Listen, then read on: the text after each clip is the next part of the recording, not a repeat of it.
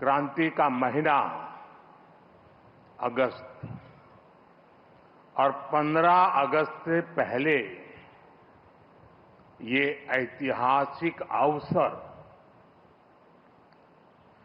हम एक के बाद एक आधुनिक भारत के निर्माण से जुड़ी उपलब्धियों के साक्षी बन रहे हैं। जहां राजधानी दिल्ली में ही कर्तव्य पथ, देश का नया संसद भवन, नया रक्षा भवन, भारत मंडपम, यशोभूमि, शहीदों को समर्पित national war memorial, Netaji Subhash Babu की प्रतिमा और अब ये कर्तव्य भवन,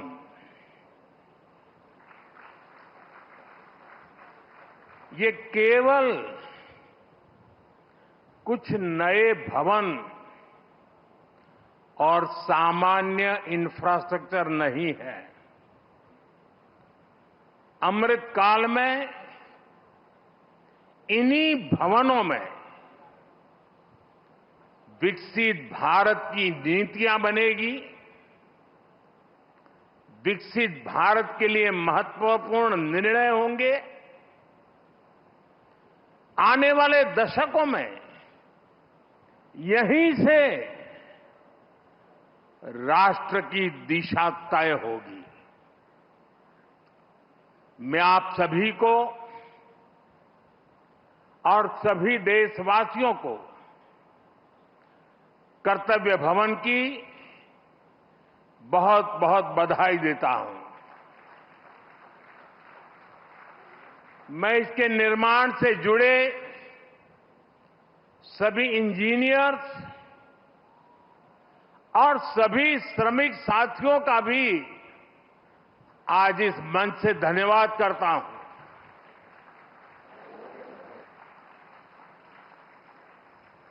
साथियों, हमने इस इमारत को बहुत मंथन के बाद कर्तव्य भवन नाम दिया है। कर्तव्य पथ, कर्तव्य भवन, ये नाम हमारे लोकतंत्र की, हमारे संविधान की मूल भावना का उद्घोष करते हैं। गीता में भगवान श्री कृष्ण ने कहा है, न मे पार्थ अस्ति कर्तव्यम त्रिषु लोकेषु किंचन नानवाप्तम अवाप्तव्यम वर्त एव च कर्मणि। अर्थात हमें क्या प्राप्त करना है, क्या प्राप्त नहीं करना है, इस सोच से ऊपर उठकर हमें कर्तव्य भाव से कर्म करना चाहिए। कर्तव्य भारतीय संस्कृति में ये शब्द केवल दायित्व या रिस्पॉन्सिबिलिटी तक सीमित नहीं है।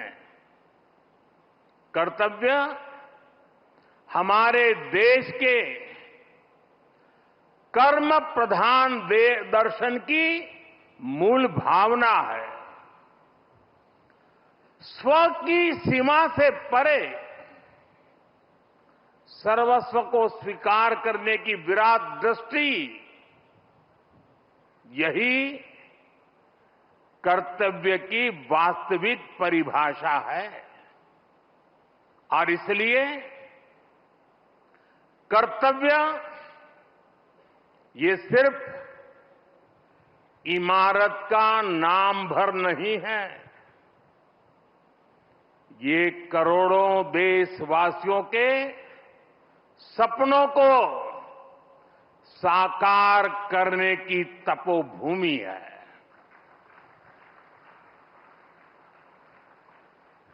कर्तव्य ही आरंभ है,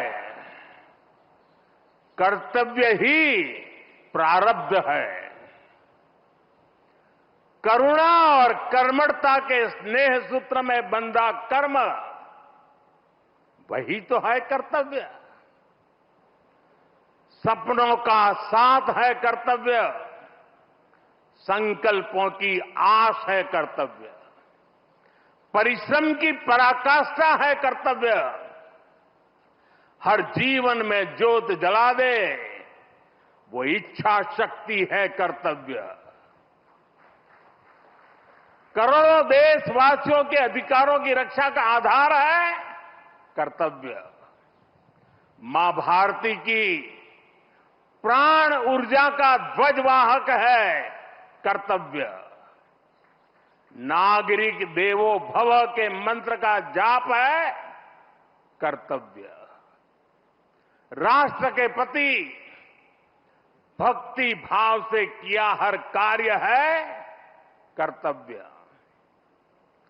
साथियों, आजादी के बाद दशकों तक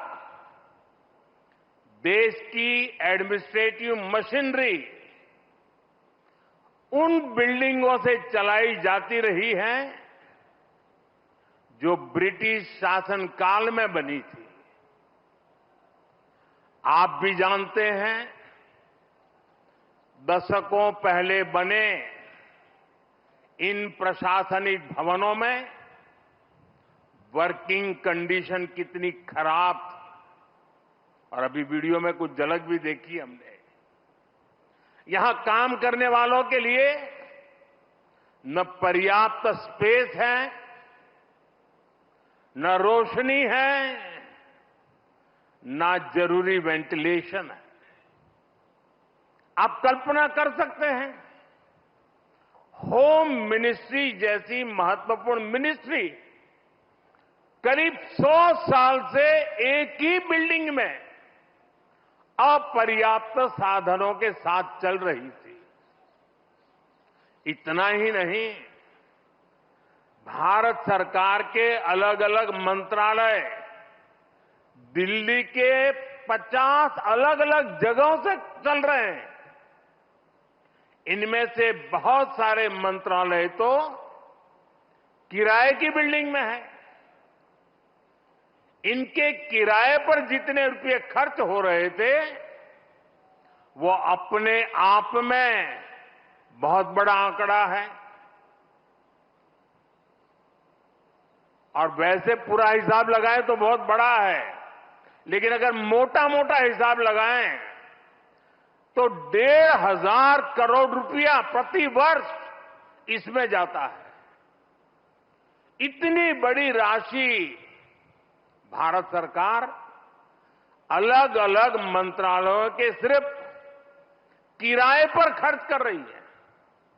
इसके अलावा एक और दिक्कत, काम की वजह से स्वाभाविक है कि कर्मचारियों का यहां से वहां आना जाना भी होता है।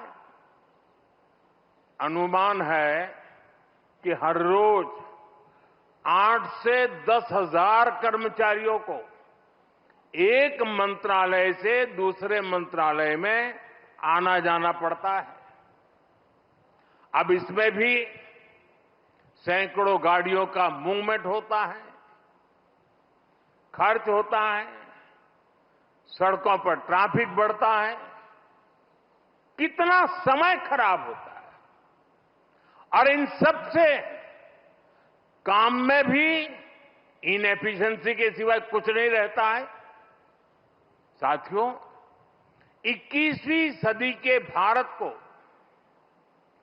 21वीं सदी की आधुनिक व्यवस्थाएं चाहिए, इमारतें भी चाहिए। ऐसी इमारतें जो टेक्नोलॉजी, सुरक्षा और सुविधा के लिहाज से बेहतरीन हो, जहां कर्मचारी सहज हो, फैसले तेज हो और सेवाएं सुगम हो।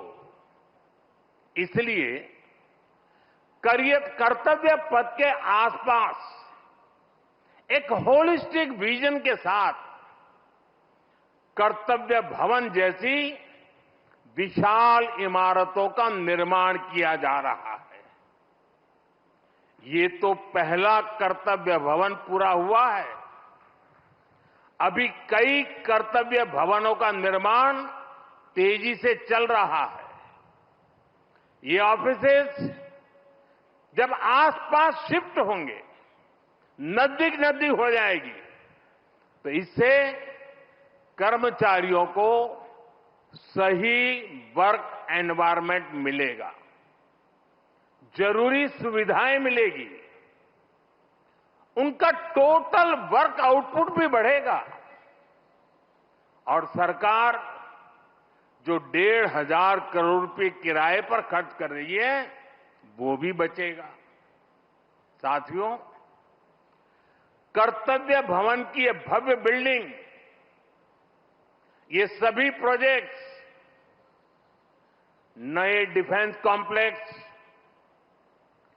देश के तमाम बड़े इंफ्रास्ट्रक्चर प्रोजेक्ट्स, ये देश को पेश का सबूत तो है ही, ये भारत के वैश्विक विजन का प्रतिबिंब भी है। हम दुनिया को जो विजन दे रहे हैं, भारत खुद उन्हें किस तरह अंगीकार कर रहा है, ये हमारे इंफ्रास्ट्रक्चर डेवलपमेंट में दिखाई दे रहा है। हमने दुनिया को मिशन लाइफ दिया, हमने वन अर्थ, वन सन, वन ग्रिड का आइडिया विश्व के सामने रखा। ये वो विजन है जिनसे मानवता के भविष्य की उम्मीद जुड़ी है। आज आप देख सकते हैं, कर्तव्य भवन जैसे हमारे आधुनिक इंफ्रास्ट्रक्चर, ये ऐसे इंफ्रास्ट्रक्चर हैं जिनकी आत्मा प्रो पीपल है और इनका स्ट्रक्चर प्रो प्लेनेट है। कर्तव्य भवन में भी रूफटॉप पर सोलर पैनल्स लगाए गए हैं। वेस्ट मैनेजमेंट के लिए एडवांस सिस्टम को इसमें इंटीग्रेट किया गया है। ग्रीन बिल्डिंग्स का विजन अब भारत में विस्तार ले रहा है। साथियों, हमारी सरकार एक होलिस्टिक विजन के साथ भारत के नवनिर्माण में जुटी है। देश का कोई भी हिस्सा आज विकास की धारा से अछूता नहीं है। अगर दिल्ली में संसद की नई इमारत बनी है तो देश में 30,000 से ज्यादा पंचायत भवन भी बने हैं। आज यहां एक और कर्तव्य भवन जैसी बिल्डिंग बन रही है तो साथ ही गरीबों के लिए 4 करोड़ से ज्यादा पक्के घर भी बनाए गए हैं। यहां नेशनल वॉर मेमोरियल बना है, पुलिस मेमोरियल बना है, तो देश में 300 से ज्यादा नए मेडिकल कॉलेज भी बनाए गए हैं। यहां भारत मंडपम बना है तो देश में 1300 से ज्यादा नए अमृत भारत रेलवे स्टेशन भी बनाए जा रहे हैं। यहां बने यशोभूमि की भव्यता पिछले 11 साल में बने करीब 90 नए एयरपोर्ट में भी नजर आती है। साथियों, महात्मा गांधी कहते थे, अधिकार और कर्तव्य एक दूसरे से जुड़े हुए हैं। कर्तव्य के पालन से ही हमारे अधिकारों को बल मिलता है। हम नागरिक से कर्तव्य की अपेक्षा रखते हैं, लेकिन सरकार के तौर पर हमारे लिए भी कर्तव्य सर्वोपरि है। और जब कोई सरकार अपने कर्तव्यों को गंभीरता से पूरा करती है, तो वो गवर्नेंस में भी नजर आता है। आप सभी जानते हैं, पिछला एक दशक देश में गुड गवर्नेंस का दशक रहा है। गुड गवर्नेंस और विकास की धारा रिफॉर्म्स की गंगोत्री से ही निकलती है। रिफॉर्म्स एक कंसिस्टेंट और टाइम बाउंड प्रोसेस है। इसलिए देश ने लगातार बड़े रिफॉर्म्स किए हैं। हमारे रिफॉर्म्स कंसिस्टेंट भी हैं, डायनेमिक भी हैं और दूरदर्शी भी है। सरकार और जनता के बीच संबंधों को बेहतर बनाना, ईज ऑफ लिविंग को बढ़ाना, वंचितों को वरीयता, महिलाओं का सशक्तिकरण, सरकार की कार्यप्रणाली को बेहतर बनाना, देश लगातार इस दिशा में इनोवेटिव तरीके से काम कर रहा है। हमें गर्व है कि पिछले 11 साल में देश ने एक ऐसी शासन प्रणाली विकसित की है जो पारदर्शी है, संवेदनशील है और सिटीजन सेंट्रिक है। साथियों, मैं दुनिया के जिस भी देश में जाता हूं, वहां जनधन, आधार और मोबाइल जेम ट्रिनिटी की बहुत चर्चा होती है। दुनिया भर में उसकी प्रशंसा होती है। इसने भारत में सरकारी योजनाओं की डिलीवरी को ट्रांसपेरेंट और लीकेज फ्री बना दिया है। आज कोई भी ये जानकर हैरान रह जाता है कि देश में राशन कार्ड हो, गैस सब्सिडी पाने वाले हो, स्कॉलरशिप हो, ऐसी अलग अलग योजनाओं के करीब 10 करोड़ लाभार्थी ऐसे थे। ये आंकड़ा सुनकर के चौंक जाओगे। 10 करोड़ लाभार्थी ऐसे थे जिनका कभी जन्म ही नहीं हुआ था। इनके नाम पर पहले की सरकारें पैसे भेज रही थी और वो पैसा इन फर्जी लाभार्थियों के नाम पर बिचौलियों के खाते में जा रहा था। इस सरकार में इन सभी 10 करोड़ फर्जी नामों को हटा दिया गया है और अभी ताजा आंकड़ा है कि इससे देश के 4,30,000 करोड़ रुपए से ज्यादा 4,30,000 करोड़ रुपए से ज्यादा ये पैसे गलत हाथों में जाने से बचे हैं।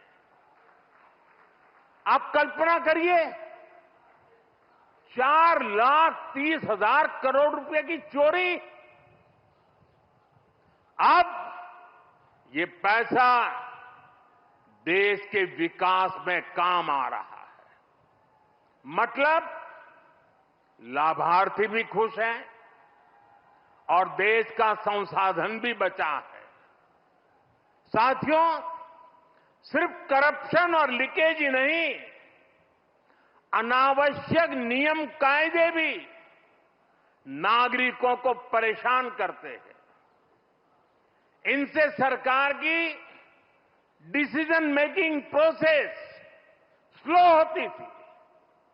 इसलिए हमने 1500 से ज्यादा पुराने कानून समाप्त कर दिए।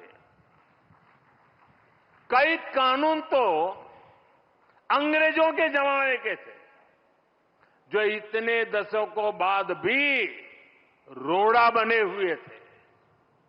हमारे यहां कानूनों के कंप्लायंस का भी बहुत बड़ा बर्डन रहा है। कोई भी काम शुरू करना हो तो दर्जनों कागज देने पड़ते थे। पिछले 11 साल में 40,000 से अधिक कंप्लायंसेस को खत्म कर दिया गया है। और ये काम अभी पूरा नहीं हुआ है, अभी भी लगातार जारी है।